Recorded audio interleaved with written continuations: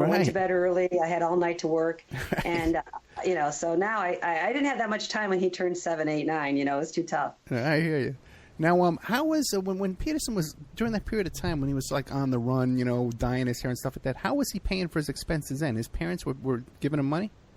Absolutely, I would think so. I mean, his parents were always underwriting him in every event. I mean, they sent him to Arizona State, and he dropped out.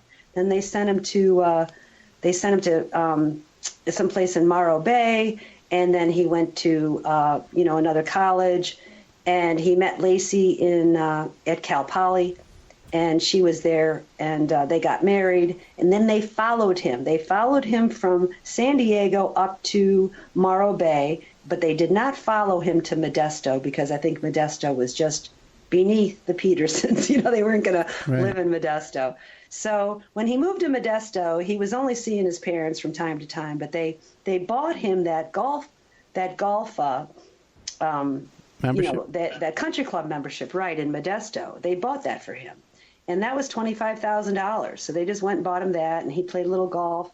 And his father and mother treated him like a very protected little kid. I mean, he had a very strange childhood.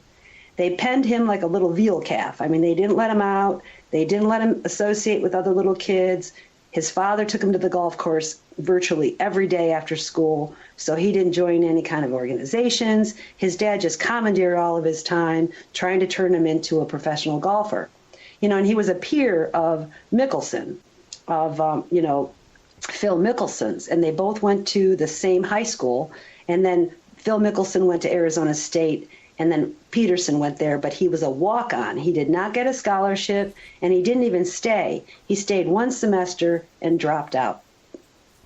Now that's interesting. Now, back to the father again, because he was a truck driver originally. He started off as a truck driver, and then now with his packing and shipping business, did he just have that one location down there? I think it was in Poway. Did he just have that, or was there a chain of them? I don't know. I don't know if he had more than one. I think he had other businesses, though, because his sons were running a couple of other businesses, and I think, like you said, he would buy property and flip it. Oh, yeah. And they had other irons in the fire, but the information on Lee Peterson is pretty vague. And another thing too, when you mentioned about how they were up in Modesto and Morro Bay and all that kind of stuff, they always had a bunch of post office boxes. They always did. Right. You looked at, you saw that too. Yeah, what the hell was that? I remember that now. They had like 10 different post office boxes. And Scott Peterson had at least 6 cell phones. Oh, really? Yes. See, I didn't know that. That's interesting. Yeah. They kept finding them all over the place. It was hilarious. Yeah, he's up to something. He was up to something. Yeah. He's up to So something. who knows? I mean, all I know is that if he was up to something, he had nothing to show for it. Yeah. Yeah. He had no money. He had no money. Well, I don't know what was going on. He was a flunky. Someone else was getting the money, Now, what about Big cell phones? Can you imagine? Yeah, I can't imagine. Now, how did it's interesting how Garagos got involved in this because he sort of inserted himself into this case. I remember he was on Larry King, and he started suddenly defending Peterson, and then the next day they called him up and says, "Okay, we want to hire you." Now, how much was Garagos? You saw that too, right? I wrote about it. There's Okay. an entry in my book that was, I originally blogged about it. And what he did was he actually said, "I can't think of a better time to get a lawyer." Those were his exact words when he was on that show. And he looked like he wouldn't touch that case with a 10-foot pole. And then suddenly he was the lead attorney. Now, Peterson had an attorney before that, McAllister, for a little while, but he couldn't pay him. So McAllister dropped him. But then when Garagos came along, suddenly his parents, Lee and Jackie, came up shooting with what is said to be $1 million. Well, that's not that much, But Garrison actually moved his office down to Modesto, right? Didn't he? They moved an office down there. Well, he reluctantly went. I mean, he wanted that trial moved. He presented at least 4. I called it the motion that would not die because he kept motioning to move the trial. He did eventually get the trial moved from from Stanislaus County to San Mateo County. So the actual trial did take place in Redwood City. But he wanted the trial moved to Los Angeles in the worst way, and he kept trying to get it moved, and he would present these, these motions that didn't really give the judge good enough reasons to move the trial. I mean, he couldn't prove he'd get a better jury. He couldn't prove there was no media coverage. He couldn't prove that it was in the best interest of the case. So he basically just phoned that in about 5 times and never got, and kept getting turned down. So he had to do the case in Redwood City. So he may have had, he obviously had to have an office there, but everybody had to move. I mean, all the prosecution had to move from Stanislaus to San Mateo County too. And you actually moved up there too to watch the trial every day? No, I only got to see the trial I only got to see 2 weeks of the trial, and I didn't even get in every day because they had a lottery. Right. So I wound up just, hobnobbing with other people who were there. I kept a very low profile because no one knew what I looked like and no one knew who I was. So I just took notes and talked to people, and I met a bunch of people like Ted Rowlands, and I met, different media personalities, and Aphrodite Jones, and just people who were there, and I just interviewed them and, took notes, and then I just blogged about it. So I wasn't anybody important, but I took a lot of notes, and I did a lot of research. Yeah, but you had to keep a low profile too, because there's so many cyber stalkers. Especially, there's a lot of hotheads around that case. Did you run into problems with that during your blogging days? Oh, you have no idea. Yeah, I know it. You have no idea. Yeah, I do know. And back then we didn't know any better. I mean, if I had to do it over, I would have tried to be completely anonymous. But I didn't know any better. I'm like, hey, this is who I am. They knew where I lived. They knew my kids. I was very open. I wasn't secretive. And there was a little I would say a little coterie of, we called them mutts. We called them Muttville. There were a bunch of, I don't think there were more than, 10 or 15 serious people that wanted, that thought Scott Peterson was innocent. But they started a website called ScottIsInnocent.com. And the woman who ran it was Marlene Newell. She was from Sunnyvale. She was this really strange woman, and I won't, talk about her looks, but she was a really weird woman. And she started a forum. And there were a lot of, I guess she had, a handful of people who would post, and maybe some of them were just doing it some of them may have been trolling her for all we know, but they were all talking about the case, and they were very critical of Laci and her mother and her stepfather and Amber. And it was just, one of the, what it looked like, because It was just like the, the crazy kinds of stuff that was going on at Court TV.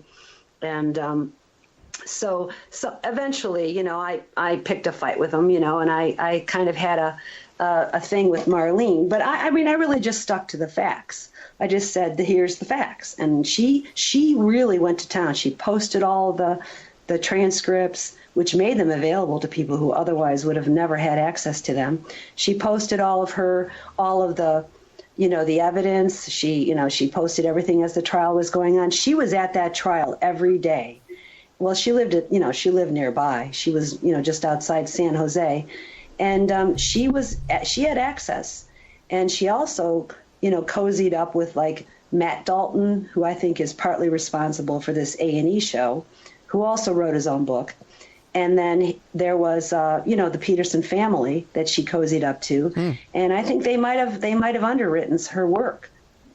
Yeah, for a while there, she was even scanning copies of Amber Fry's book and posting it on her blog. And now her blog went to private for a while there. She had to be members only, right? Right. Well, we got in. Yeah, so did I. Yeah, that's funny. We got it. We called it. It was so funny, Ed. It was hilarious. We called it the secret posting gals. To the old Johnny Rivers song, "Secret Agent Man." We were secret posting gals. So we would get in that forum all the time, and until we were revealed and we'd get kicked out. But it wasn't that hard. And what do you think the motive was for these people that were Scott? Yeah, they were saying some horrible things too about Ron Gransky. Right. Well, the break was coming up. Now we're going to be back with more of Stone Cold Guilty. Our guest today is Loretta Dillon, and we'll be right back after these messages.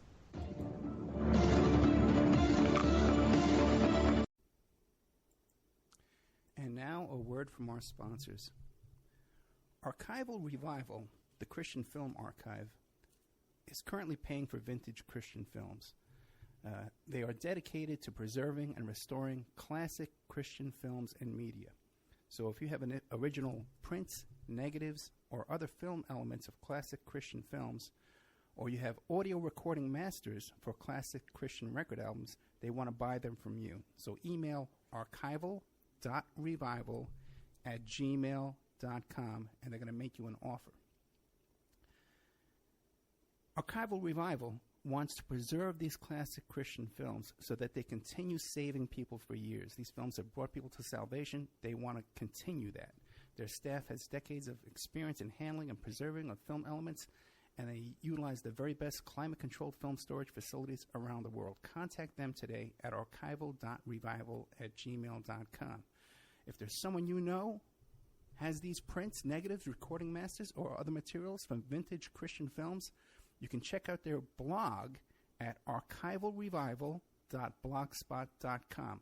Now, just so you understand, Archival Revival wants to pay you for these films. So you can look in your church attic, in the church basement. If you have a friend who runs a Christian youth ministry, or these youth vacation Bible study camps, they have these old films in those big metal containers, 16 millimeter and 35 millimeter. Archival Revival wants to buy them from you. So this is a sponsor that actually wants to give you money. And all you have to do is contact them, tell them what you have. If you're in the UK or Ireland or Africa, these films are all over the world, and they're gathering dust, and they're going to deteriorate if they don't get into the hands of Archival Revival. So that's archival.revival@gmail.com, or the blog spot is archivalrevival.blogspot.com.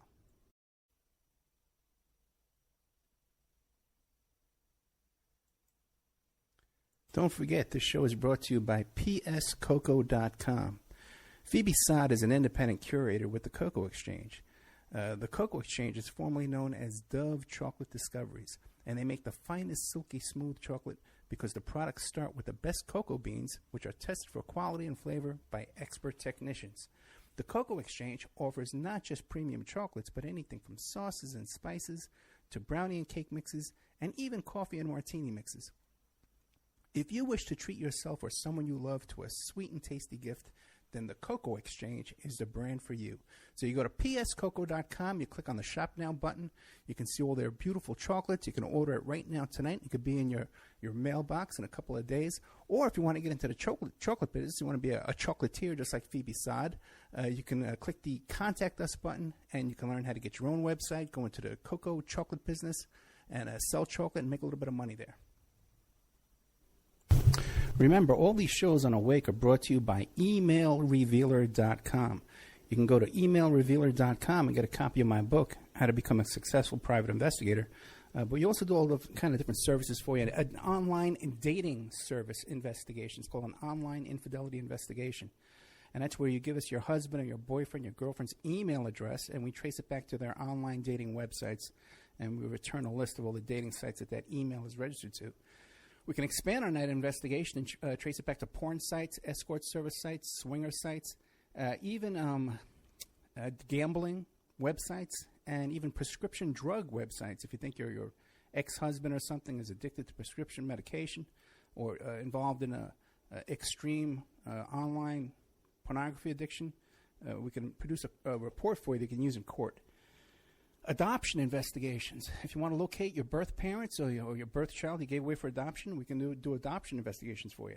Asset searches for you. Locate bank accounts, hidden assets, hidden properties, hidden income, all different kinds of services in the asset search investigation. Email tracing. If you need to locate or identify somebody from just an email address, we can do an email trace investigation for you, and all kinds of digital forensics, computer and cell phone digital forensics, where we can recover deleted content from an email or a hard drive and produce a report for you that you can use in court. That's emailrevealer.com, or you can contact me at oppermaninvestigations@gmail.com. Launch sequence initiated. We're now in the approach phase. Everything looking good.